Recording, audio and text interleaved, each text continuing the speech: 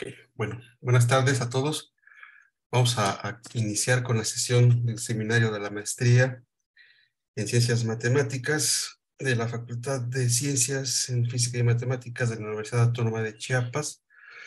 Y esta ocasión tenemos el gusto de tener a una de nuestras estudiantes con un tema muy bonito.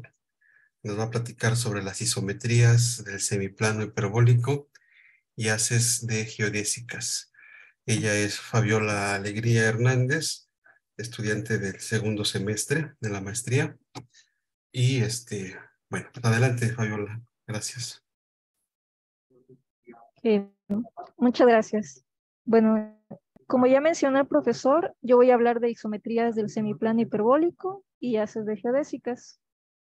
Vamos a comenzar viendo lo que es una transformación de Möbius, que básicamente es una función que va de los complejos en los complejos y tiene esta forma de cociente, donde las letras A, B, C y D son números complejos y lo único que le pedimos es esta propiedad, que sea distinta de cero.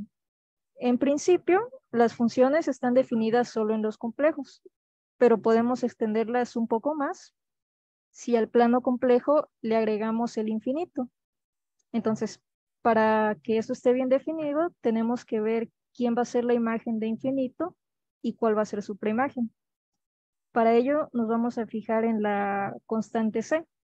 Si resulta ser igual a 0, entonces la imagen y la preimagen de infinito va a ser el mismo.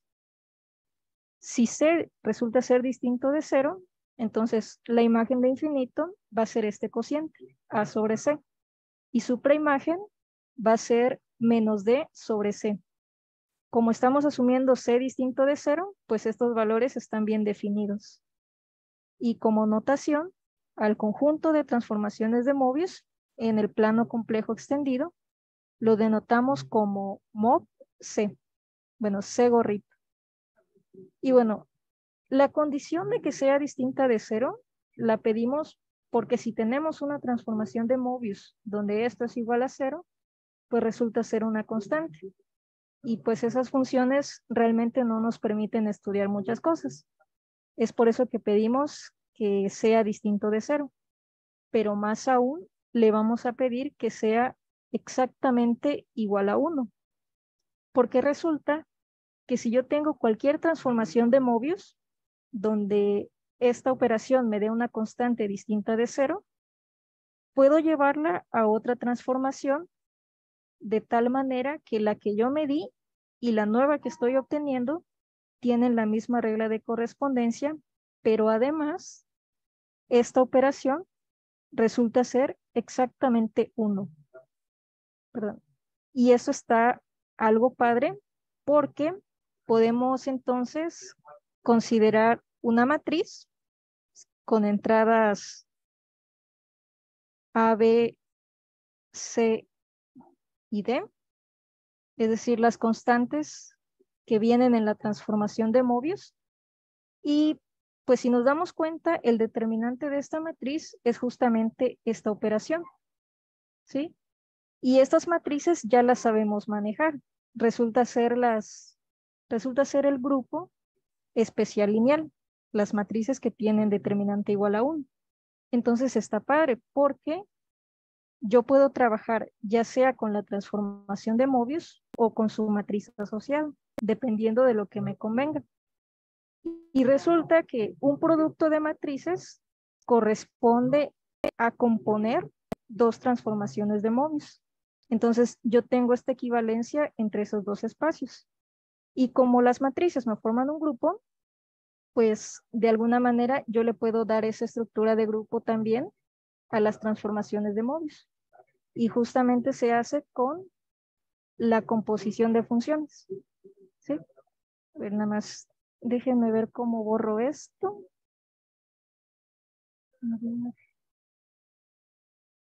Borrar.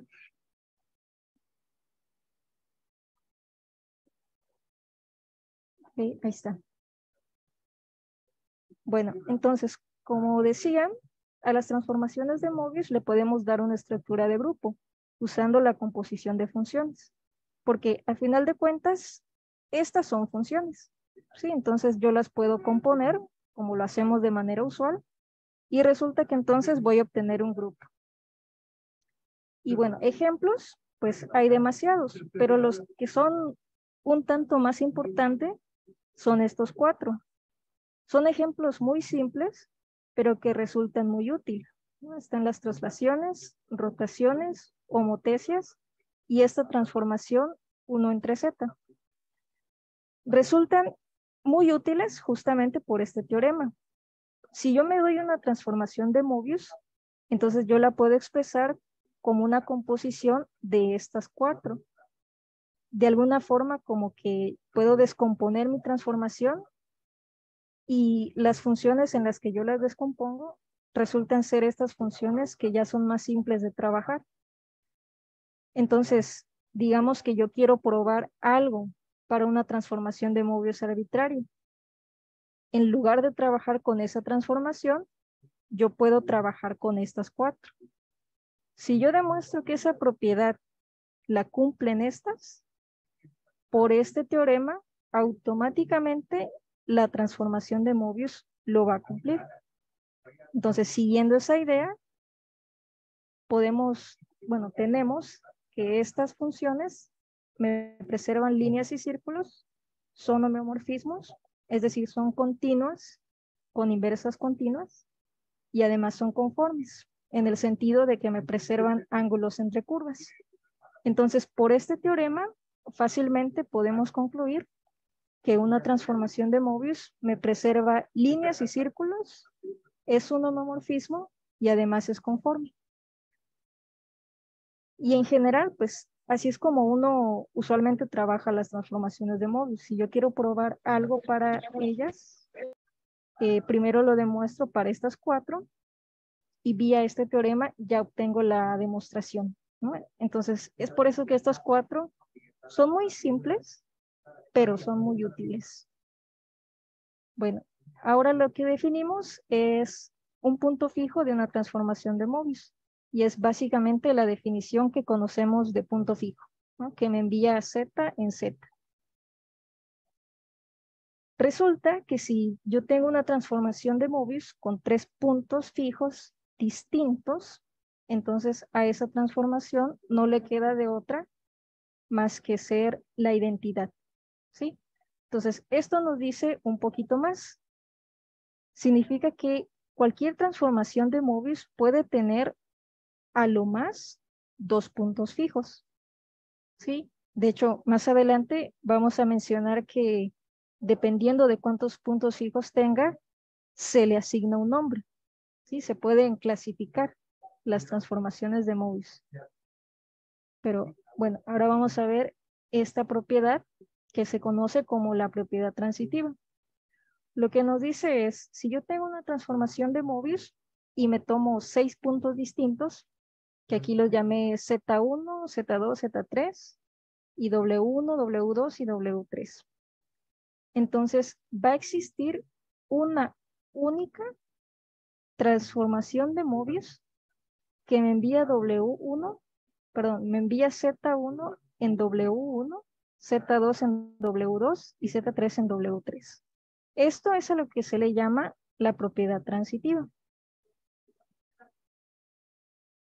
Bueno, ya que hablamos un poco de transformaciones de Möbius, vamos a ver el conjunto o el espacio en donde se pueden utilizar. El primero de ellos es el semiplano superior, que básicamente consiste en todos los números complejos cuya parte imaginaria es estrictamente positiva. Y como estamos trabajando dentro de un nuevo espacio, pues vamos a introducir una nueva métrica, una nueva forma de medir distancias. Si yo tengo 2 puntos en el semiplano hiperbólico, defino su distancia como el ínfimo de la norma de curvas diferenciables por partes que me unen el punto Z con el punto W, donde esta norma está definida como esta integral. Aquí cabe notar que esta integral ya está dentro de los números reales. O sea, aquí estamos haciendo integrales usuales como las conocemos dentro de los reales. Aquí no involucramos números complejos ni nada de eso. Es una integral real. Y bueno, un primer resultado que se tiene es que si denotamos a las transformaciones de Möbius que preservan el semiplano superior como MOB H2, entonces estas transformaciones resultan ser isometrías. Es lo que me dice esto. Que la imagen de Z y W va a ser a la distancia de las imágenes de Z y W bajo una transformación de Möbius. Aquí todavía no sabemos qué forma tienen estas transformaciones. ¿Sí? Únicamente sabemos que si tengo una de estas transformaciones, va a ser una isometría. Más adelante vamos a dar una expresión más explícita de cómo es este conjunto. ¿Cuáles son estas transformaciones que me envían H2 a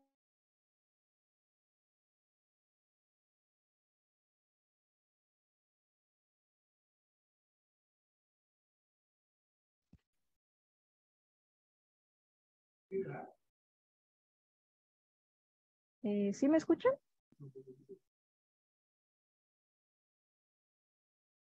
Sí, Fabiola, todavía te escuchamos. Ah, perdón, pensé que se había cortado. Bueno, prosigo. Tu pantalla es la que se cortó, Ah, sí, no sí, está es que, compartiendo. ok. Ujú.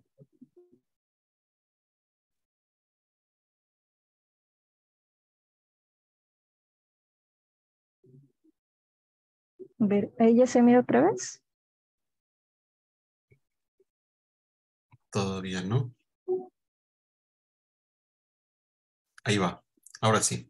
¿Sí? Ok, ok, ahí está.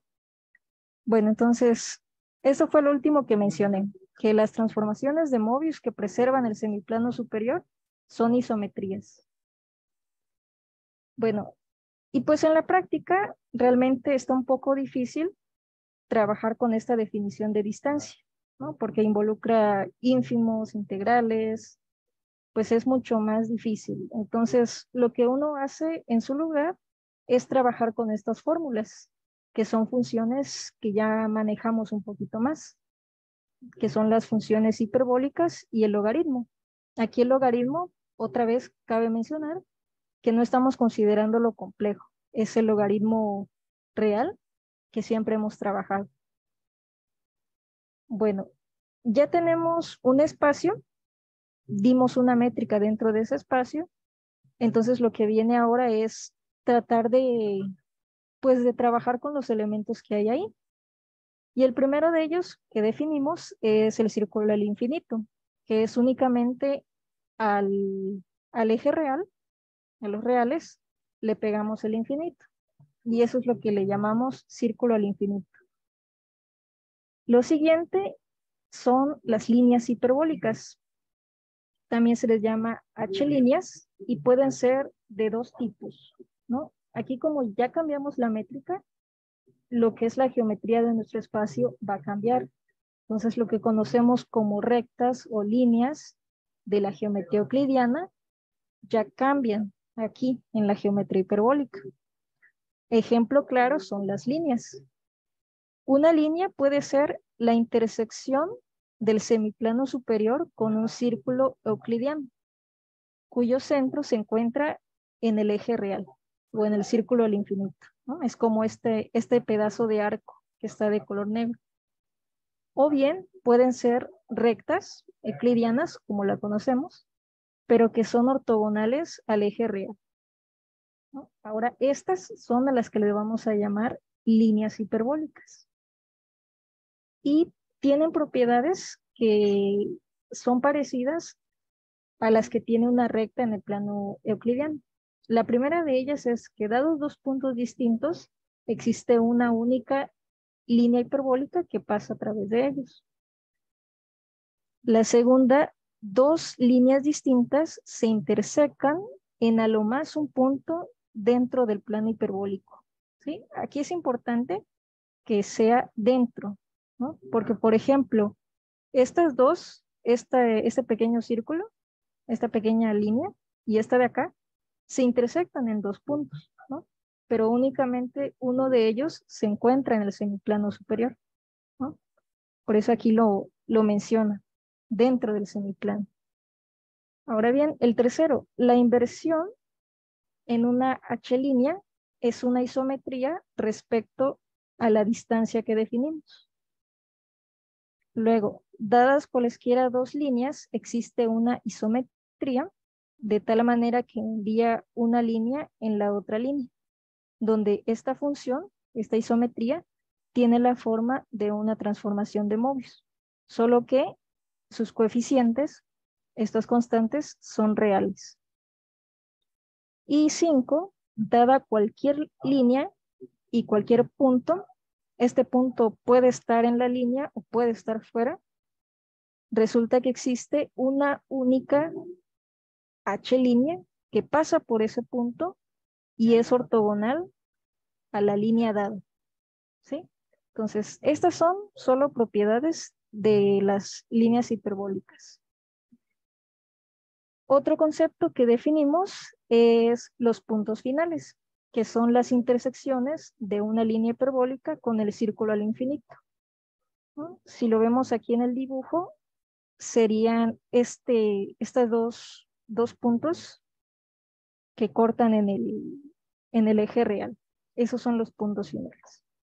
Y pues una recta puede tener dos puntos finales, como es el caso de uno de estos arcos, o bien puede tener solo uno, como es el caso de esta recta. Bueno, lo siguiente que definimos es el concepto de paralelas, que nos dicen dos rectas son paralelas si y solo si tienen exactamente un punto final en común. Ahora bien, si dos líneas no tienen puntos finales en común, pero sí se intersectan, entonces decimos que se intersecan. Si tenemos dos líneas que no tienen puntos finales en común y la intersección de ellas es vacío, decimos entonces que son disjuntas, ¿no? Más o menos lo que está pasando en el caso 2 y en el caso 3, pues es que yo puedo tener dos rectas de este estilo, ¿sí? Que se están intersectando en un punto. Y no tienen puntos finales en común. Y la otra, el punto 3, sería que son dos rectas que están totalmente separadas, ¿no? Algo así, pensando que aquí está el eje real, ¿sí? Estas dos rectas no tienen puntos finales en común, pero sí se intersectan. Y estas de acá también no tienen puntos finales en común, pero no se intersectan. Entonces, a las de acá es a las que se les llama disjuntas y a estas, pues, se dice que se intersectan, ¿no? Entonces, bueno, eso es el concepto que se maneja con estas líneas.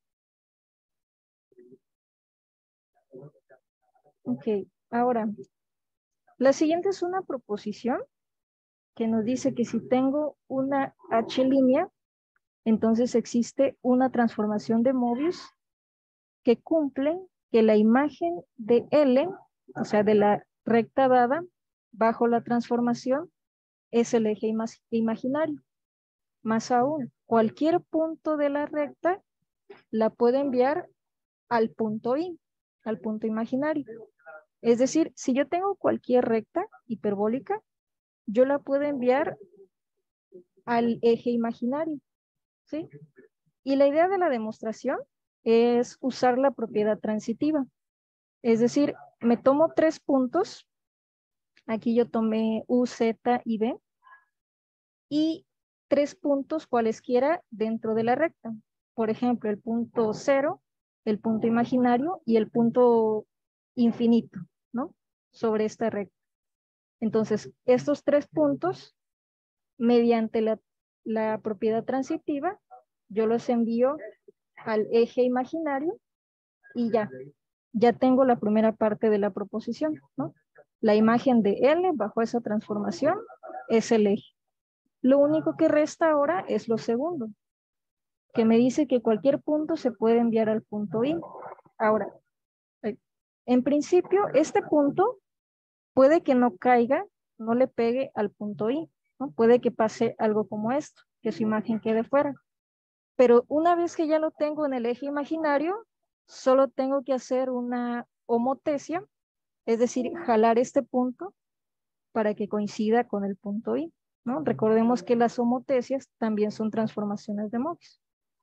Entonces, ese es más o menos el bosquejo de la demostración para esta proposición, que también se usa bastante. De hecho, las fórmulas que presentamos acá, la demostración hace uso de este teorema. En lugar de trabajar con números, con puntos arbitrarios, trabajamos con puntos que se encuentran en el eje imaginario, que son imaginarios puros, y de esa forma las demostraciones son más fáciles. Es por eso que esta proposición pues, es bastante útil. Bueno, ahora lo siguiente es una proposición que nos dice que si tenemos puntos distintos dentro del plano hiperbólico y tomamos a W el punto medio del segmento que une Z con W, entonces la curva formada por los puntos cuya distancia al punto Z y al punto Z1 y al punto Z2 son iguales, me forman una geodésica. Más aún, esa geodésica es única y pasa a través de W y es ortogonal al segmento que une a Z con W, a Z1 con Z2. Y a esta geodésica que me determina la proposición se le llama el bisector perpendicular de Z1, Z2. Es como el equivalente de lo que tenemos en la geometría euclidiana. Sabemos que dado un segmento, tomamos el punto medio y desde ahí podemos trazar una recta que es perpendicular a ese segmento. Entonces aquí en geometría hiperbólica también existen, solo que cambia un poco, pues recordando porque estamos cambiando la métrica, ¿no? Pero es el mismo concepto. Bueno, otra cosa es una región orocíclica. Ese es el interior de un círculo euclidiano que es tangente al círculo al infinito. Es decir, sería la parte gris que está sombreada en el dibujo. Y un orociclo, pues es solo la frontera de una región orocíclica. Es decir, es la parte que está punteada. ¿Sí? Ahora bien, ya vimos cómo medir, cómo calcular la distancia entre dos puntos. Vamos a ver ahora cómo se calcula la distancia de un punto a una recta. Y se define, pues, de manera usual, ¿no? De manera muy natural. Si yo tengo un punto y una línea hiperbólica, la definimos como el ínfimo de las distancias de los puntos de la línea al punto Z. Es bastante natural esta definición. Ahora bien, todos los elementos, los conceptos que presentamos son, o bueno, tienen su equivalente dentro de la geometría euclidiana. Pero está este que vamos a presentar, el hiperciclo, que no tiene, sí, no tiene su equivalente. Es como muy específico, muy propio del plano hiperbólico. Vamos a ver qué es. Dice, sea L una geodésica, es decir, este de acá, puede ser una línea ortogonal al eje real o bien un círculo, un arco de un círculo. Dice, consideremos el conjunto de todos los puntos W, tales que su distancia perpendicular de W a L es igual a la distancia perpendicular de Z a L. O sea, yo tengo un punto Z, mi geodésica L, y dice, considérate todos los puntos cuya distancia sobre la geodésica ortogonal es igual a Z, ¿no? O sea, los puntos tales que estas distancias, que están en color gris, son iguales. Esto me dice que todos esos puntos me van a describir una curva. Y esa curva es a la que se le llama el hiperciclo. O sea, es una curva que su distancia a la geodésica L es igual. ¿Sí? O sea, aunque pueda parecer que de este punto a la recta, la distancia es más grande que este punto a la recta. ¿Sí? Si lo vemos, digamos, con ojos euclidianos, pues esto no parece tener la misma distancia. Pero dentro de la geometría hiperbólica, esta curva está a una distancia igual de la recta L, ¿no? Y visto, si tuviésemos una H línea que fuese un arco, su hiperciclo sería esta, que otra vez todos estos puntos tienen la misma distancia a la recta que Z y W. Bueno, ya hablamos del semiplano superior.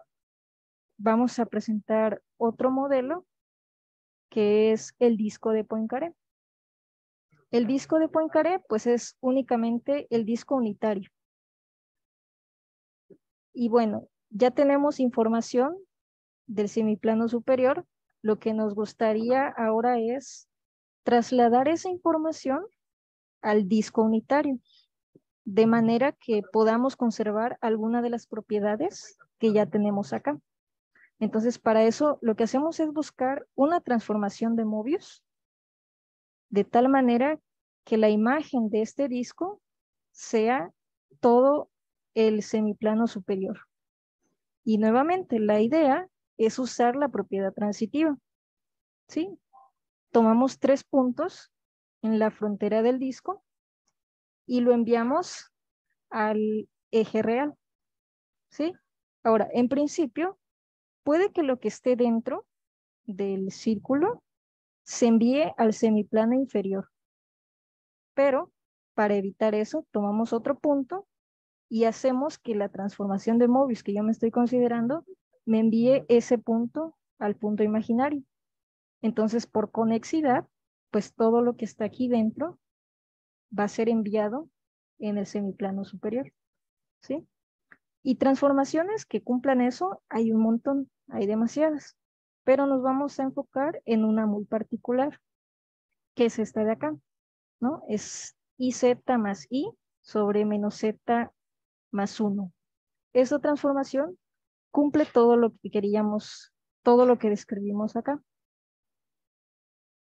Y ya que sabemos las geodésicas del semiplano superior, mediante esta transformación que acabamos de dar, podemos saber cuáles son las geodésicas del disco de Poincaré. Y resultan ser arcos de circunferencias que son ortogonales al círculo al infinito de delta. El círculo al infinito es únicamente la frontera del disco. Y el otro tipo de geodésicas son diámetros de la circunferencia. O sea, mis geodésicas aquí van a ser líneas que pasen por el centro o bien un arco que forme un ángulo de 90 grados con la frontera del disco, ¿no? Esas son las geodésicas dentro de este modelo. Bueno, entonces, lo siguiente que nos gustaría ahora es tener una forma de medir dentro de este disco. Entonces, supongamos que tenemos una curva gamma dentro del disco. Como aquí no sabemos medir, pues mediante esta función h la llevamos al semiplano superior, ¿no? Aquí está, me da una curva. Y aquí ya sabemos medir, ya tenemos una métrica. Entonces, para medir dentro del disco, vamos a hacer eso. Si yo quiero calcular la norma dentro del disco de Poincaré, lo que hago es calcular la norma de esa curva evaluada en la función h que definimos. Entonces, mi distancia, pues la voy a definir como el ínfimo de estas normas, donde esta norma se puede calcular, se puede demostrar que es igual a esta integral, ¿no? Es únicamente hacer las cuentas de esta composición y se llega a este resultado, ¿sí? Entonces aquí, usando lo que ya sabíamos del semiplano superior, ya descubrimos cuáles son las geodésicas del disco de Poincaré, cómo medir, y pues de igual manera que como teníamos allá en el disco, en el semiplano superior, aquí también podemos obtener funciones trigonométricas que nos ayudan a calcular más fácilmente las distancias. Y al igual que allá, tenemos una relación, bueno, más bien, como estamos definiendo la métrica del disco de Poincaré en términos del semiplano superior, pues de manera natural se ve que va a existir una relación entre estas dos, ¿sí? Porque para medir en el disco, tengo que medir en el semiplano superior. Entonces, existe una relación entre estas dos métricas. Resulta que si yo mido 2 puntos en el disco de Poincaré, es lo mismo que medir sus imágenes bajo una transformación de Möbius. Pero ojo, esta transformación no puede ser cualquiera. Tiene que ser una que vaya del disco en el semiplano superior, ¿sí?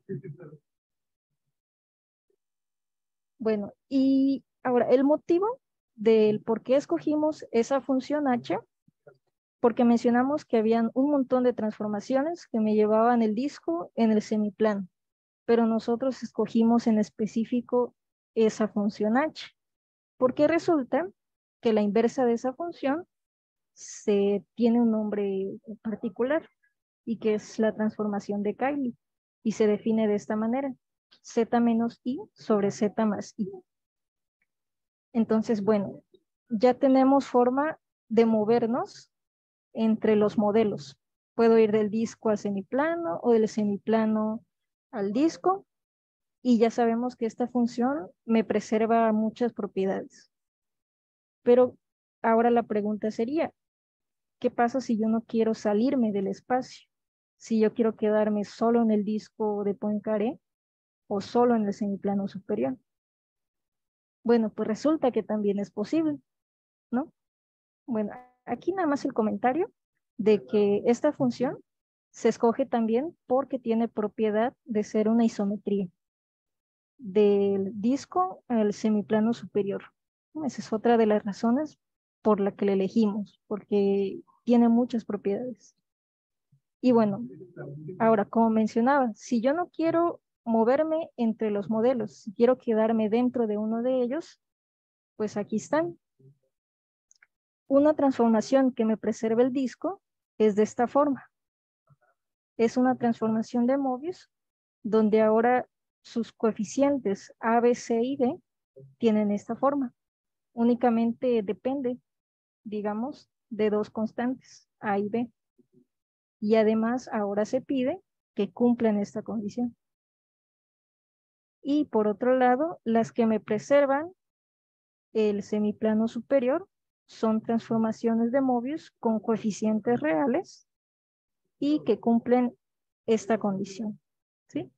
Entonces, ahí está. Ya tenemos forma de movernos entre modelos y de trabajar dentro de los modelos mismos. Bueno, ahora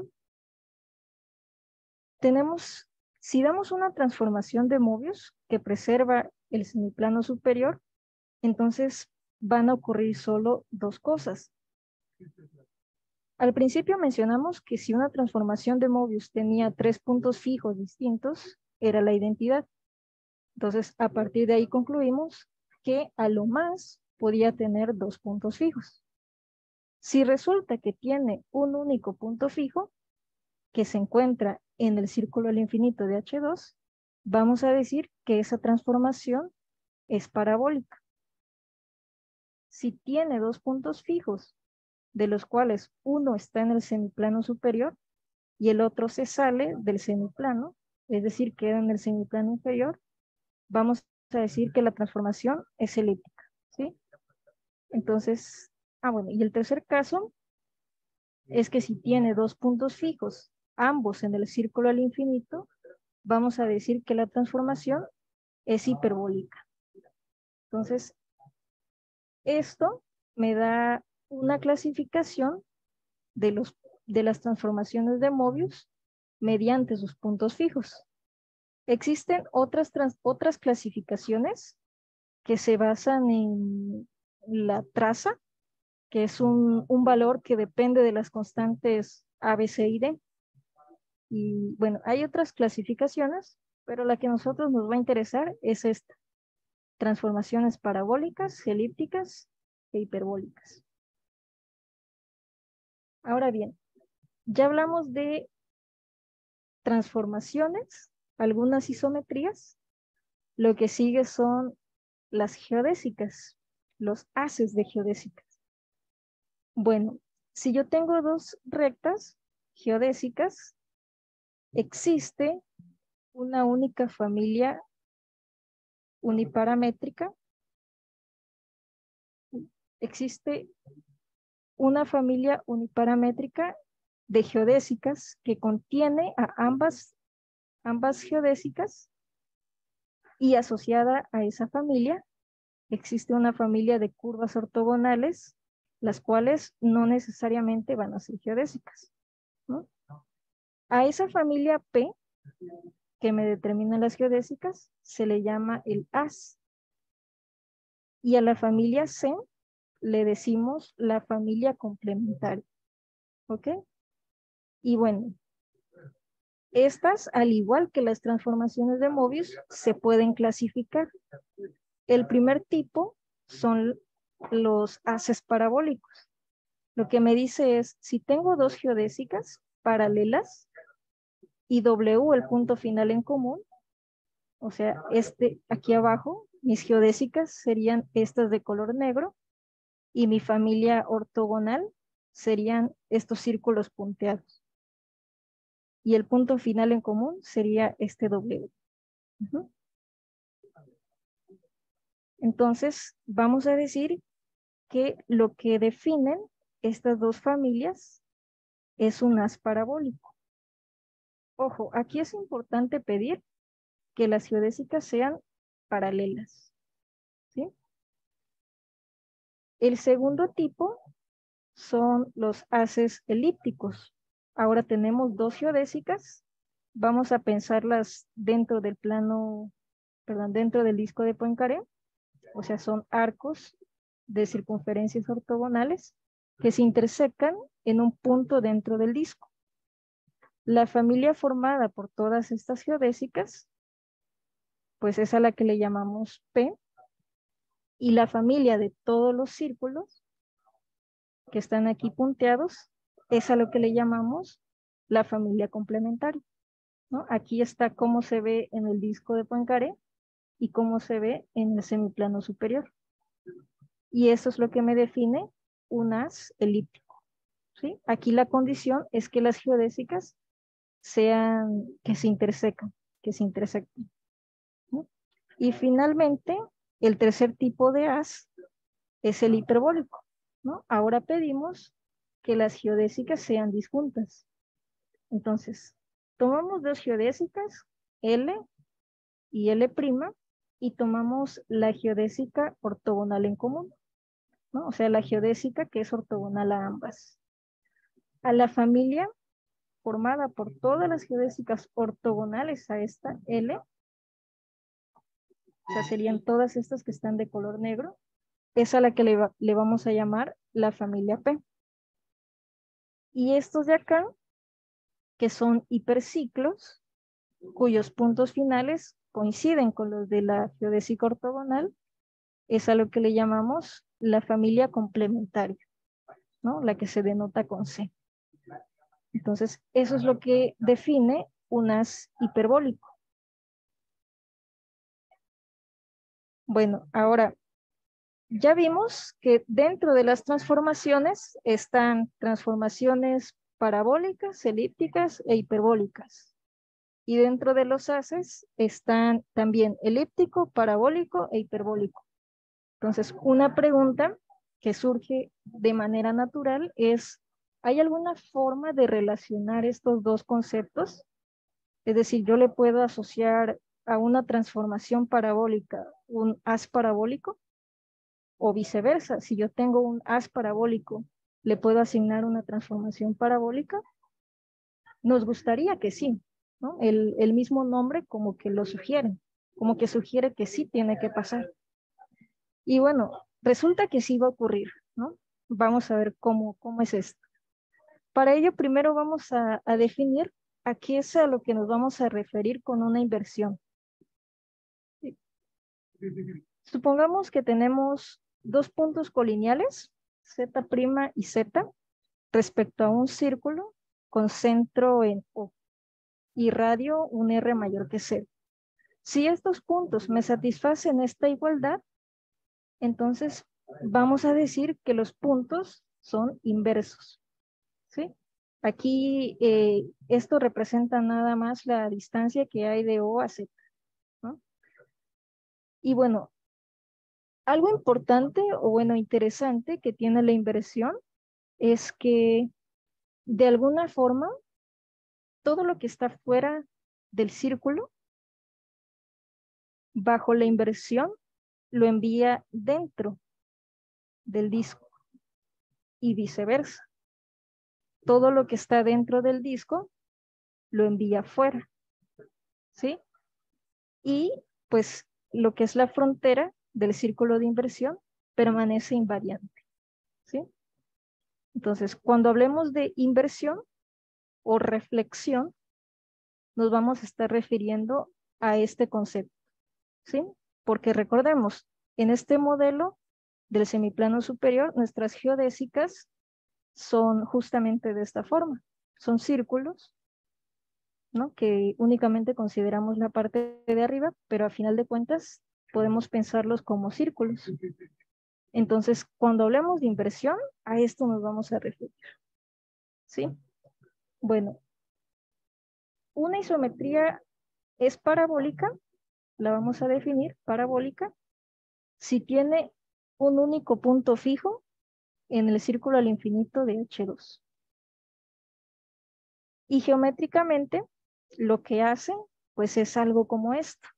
Aquí tengo mi haz parabólico y este punto Z, bajo la transformación parabólica, me lo envía, más o menos hace como una rotación, ¿sí? Va rotando estos cuadritos grises, me los envía a los cuadros blancos, luego a los cuadros grises, ¿no?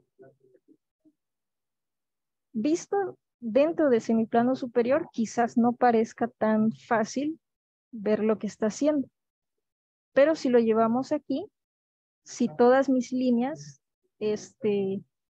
hiperbólicas las llevo a líneas euclidianas, entonces aquí notamos un poquito más lo que está pasando. Este punto Z, Z gorro, representa el punto Z. Y este W representa la imagen de Z bajo T. Entonces aquí lo que está pasando es que el punto Z lo está trasladando hacia el punto W, ¿sí? Donde está recorriendo una distancia K, ¿sí? Aquí las líneas están a una distancia K medios. Entonces, primero hace una reflexión aquí, va a caer en un punto dentro de estas dos geodésicas, luego hace otra reflexión y lo lleva a este punto, ¿sí? Entonces, geométricamente, una transformación parabólica lo que me hace es trasladar los puntos, una distancia acá. Luego, aquí está lo que comentábamos. Sí hay una forma de asociar las isometrías con los haces.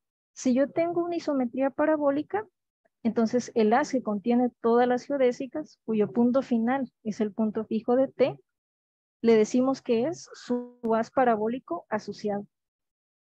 Y viceversa, si ahora yo tengo una isometría parabólica, Entonces, yo la puedo expresar como una composición de reflexiones a lo largo de geodésicas paralelas, donde estas dos geodésicas me determinan un haz parabólico, ¿sí? Entonces, sí tenemos esta equivalencia entre los conceptos. Una isometría le puedo asociar un haz y a un haz le puedo asociar una isometría. Y ocurre lo mismo con las isometrías elípticas. Estas son aquellas que tienen dos puntos fijos. Uno de ellos está en el semiplano superior y el otro en el semiplano inferior. Y lo que hace, pues, es ahora una rotación, ¿sí? Las parabólicas lo que me hacían era trasladar. Ahora una elíptica lo que va a hacer es rotar los puntos en dirección contraria a las manecillas del reloj. Y se tiene el mismo resultado. Si yo tengo una isometría elíptica, el haz elíptico asociado a esa transformación va a ser el haz que contiene a todas las geodésicas que pasan por el punto fijo de T que se encuentra en H2, ¿sí? Porque esta isometría tiene dos puntos fijos, uno en el semiplano superior y el otro que no está. Entonces nos vamos a fijar en el que sí cae dentro del semiplano superior.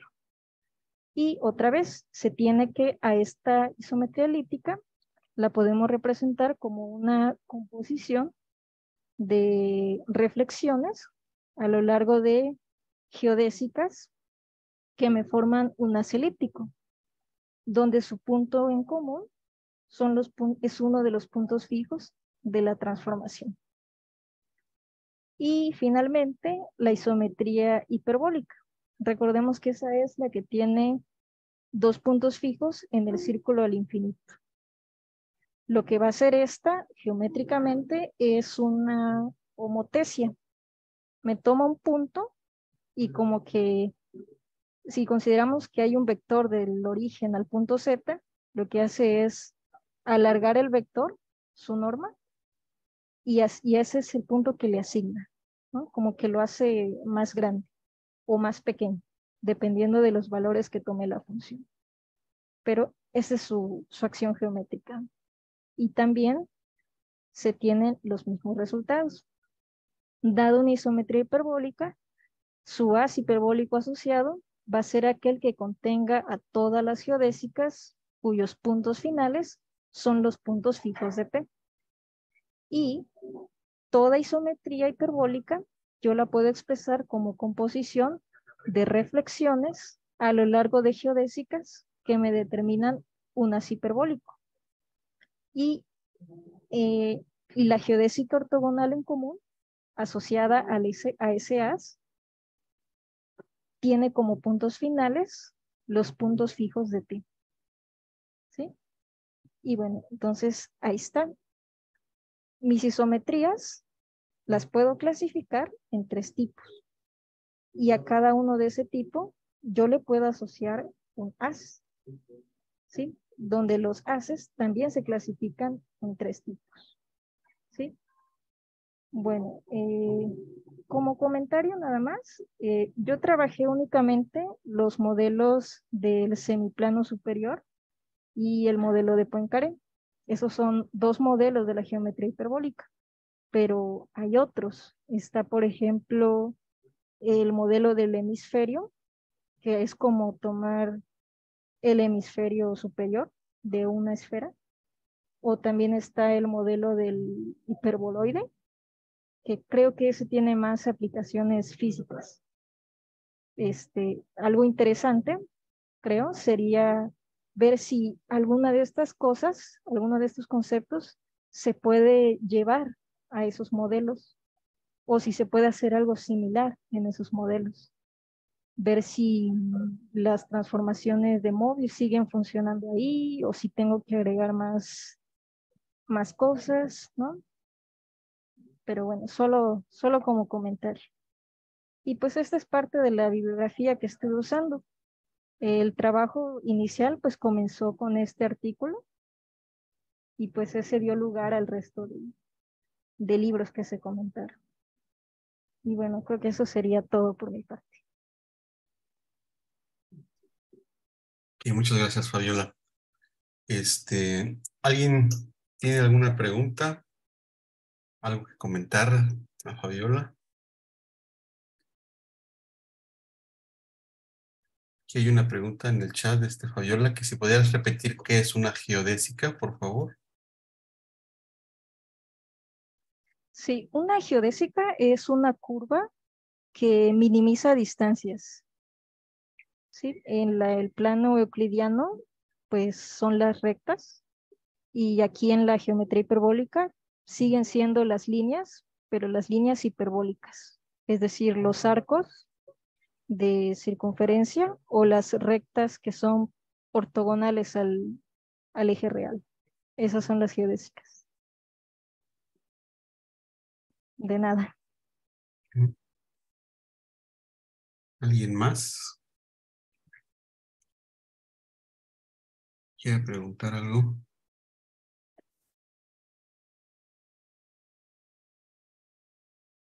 Bueno, parece que no. Entonces vamos a agradecerle a Fabiola su participación. Le damos un aplauso virtual.